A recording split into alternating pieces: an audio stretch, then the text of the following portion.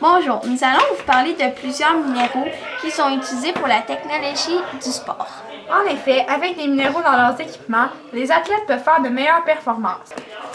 Au hockey, la Zamboni permet à la glace d'être de meilleure qualité. Certains minéraux font partie de celle-ci. C'est vrai, la structure est faite d'acier, tout comme la lame qui égalise la glace. Selon moi, il y a plusieurs minéraux au hockey. Qu'en penses-tu? Je crois que tu as raison. D'ailleurs, le tableau d'affichage qui se trouve dans les arénas est composé de minéraux. Le gallium sert à faire des diodes électroluminescents. Le tableau est composé de ces diodes. Il y en a des rouges, des bleus et des verts. Ils se fondent pour former un pixel et ensuite une image vidéo.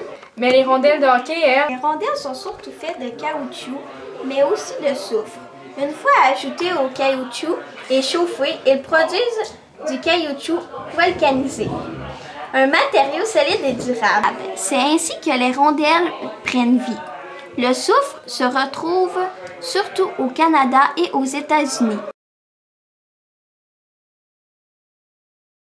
Oui, l'aluminium, que l'on retrouve surtout en Australie et en Chine, sert à fabriquer des bâtons de hockey. Il sert aussi à fabriquer la structure de la luge pour jouer au hockey. Mais je crois que les bâtons peuvent être aussi faits d'autres matériaux. En effet, les composés de graphite en fibre de carbone sont utilisés dans les bâtons de hockey, mais ce n'est pas la seule utilisation. On les retrouve aussi dans les structures de bicyclettes, les cannes à pêche et les bâtons de golf. Une chance que plusieurs pays décident de l'exploiter. La Chine, l'Inde, le Brésil, la Corée du Nord et le Canada en font partie. Les lames de patin, elles, peuvent être faites de nickel, de fer ou de chrome. Ces trois minéraux peuvent aussi être utilisés pour la fabrication de grilles de casques de hockey et de structures de la luge pour jouer au hockey sur luge. Tu as raison. Les principaux producteurs de nickel sont la Russie, le Canada, l'Indonésie et l'Australie. Les pays qui exploitent le fer sont la Chine, le Brésil et l'Inde, alors que ceux qui exploitent le chrome sont l'Afrique du Sud et le Kazakhstan.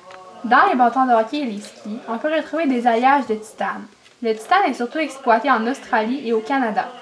La silice, elle, entre dans la fabrication de la fibre de verre des casques de hockey et des sièges de hockey sur luge. Ce minéral est exploité dans le monde entier. Bref, plusieurs minéraux servent dans les performances des athlètes d'aujourd'hui. Ces minéraux sont exploités partout dans le monde.